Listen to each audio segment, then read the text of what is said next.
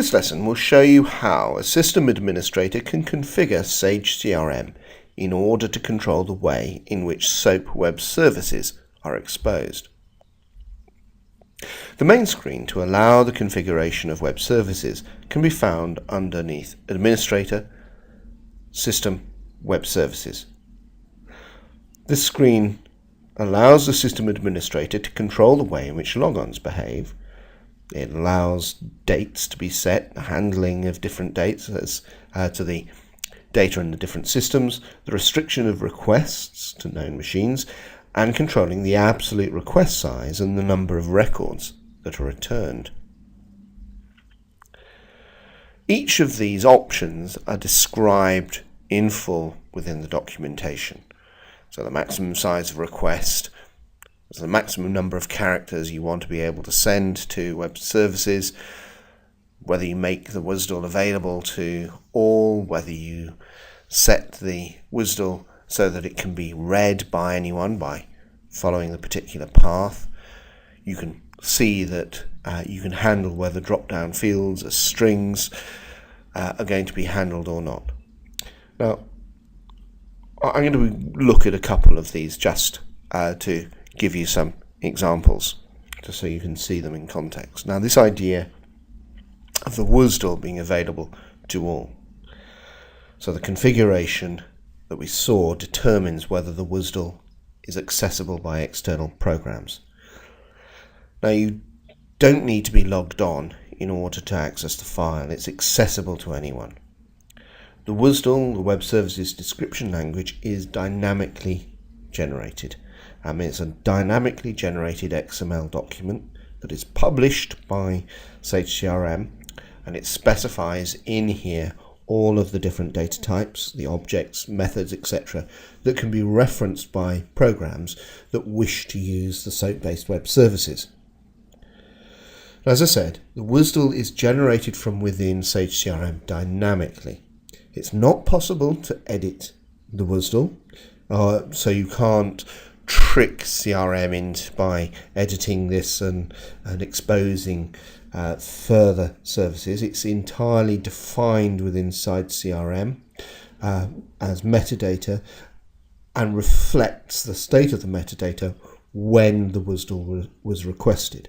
So if you want a new field or a new table to be exposed to the SOAP web services, then you must change the metadata in Sage CRM. The WSDL definition will automatically be changed to reflect that, and you'd have to request the WSDL again to get the latest version of it. Any developer using the WSDL in their program would then need to refresh the web reference, and the objects and the properties available in their development environment would update. Now, a system administrator can control which of the tables are exposed through the WSDL.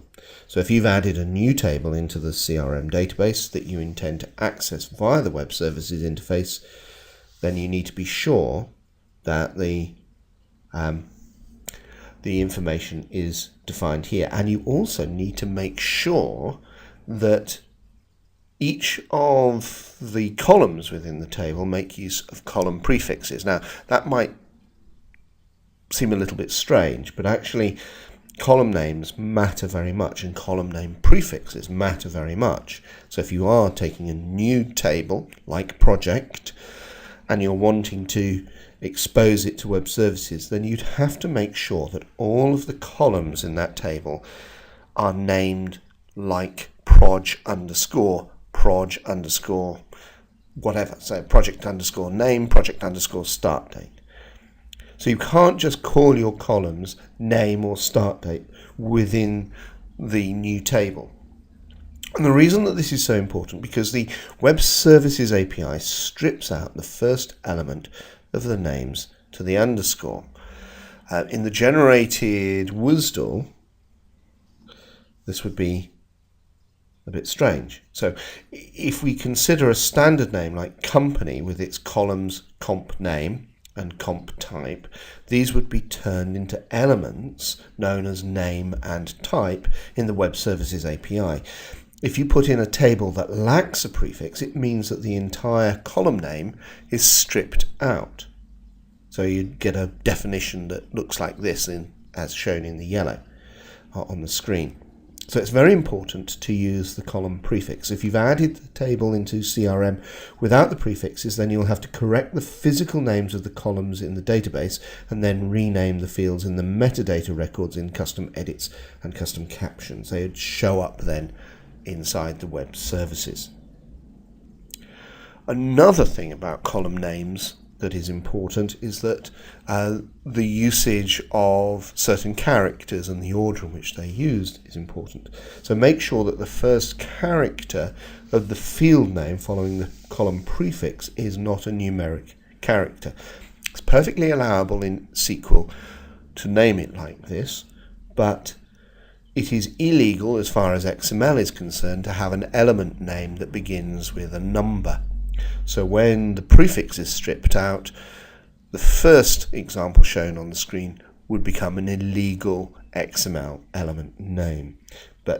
So proj_1 address is bad, but proj_address1 is good.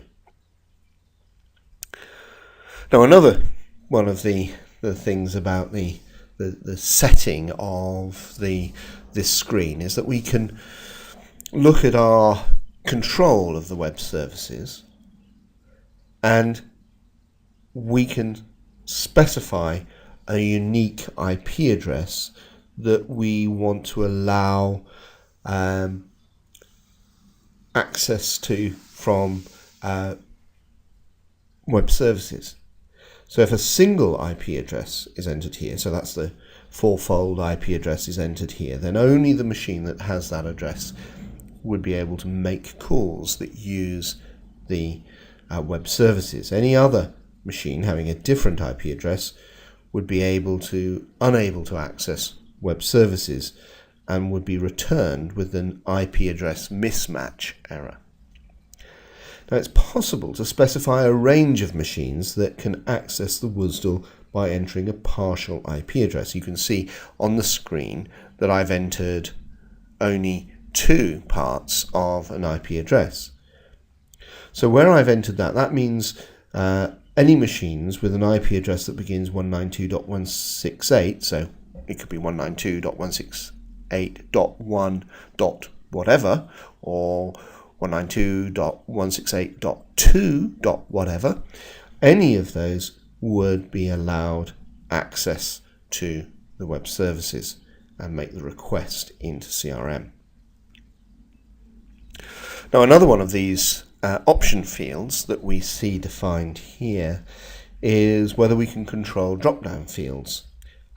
Now, how do we want drop-down fields to be held? The option here says drop-down fields defined as strings in the WSDL file, yes or no. Well, this makes the decision whether we want it to be considered actually as locally defined enumerators or whether they are to be strings in code. And this is an important setting to be aware of when we create code. Now, the WSDL represents a snapshot of the system at a given point in time. So you have to be aware of the settings that we used when the WSDL was generated. Consider this code. Consider this little snippet. The code itself is part of a longer program that would have added a new person and a new address into Sage CRM.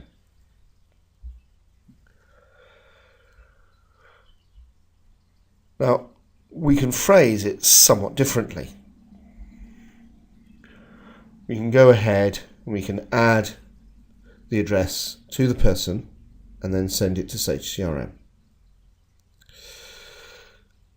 Now, you can run that code, and I might find that there's no error shown and the address is added along with the new person, but you might find that the selection value was blank and the country value that we set up was ignored. So let's remind ourselves of that. So we saw the country is a selection list, and we're using this add country.United Kingdom. We're setting up here and using a locally defined enumerator, and then that's run. But if we find that the address is ignored, well, why is that? Well, if we find that originally the WSDL version was described as a local enumerator, then that's good. But if it was changed so that country is now held as a string, then it starts to be a little problematic for us. So we'd have to think about updating our web reference to reflect in our project, and we would then have to go through and write the code slightly differently so that we're using instead the string rather than the enumerator approach. So that gives you some sense of the control that you can have within the SOAP-based web services configuration, and all of the other fields that are defined there are described within the system documentation.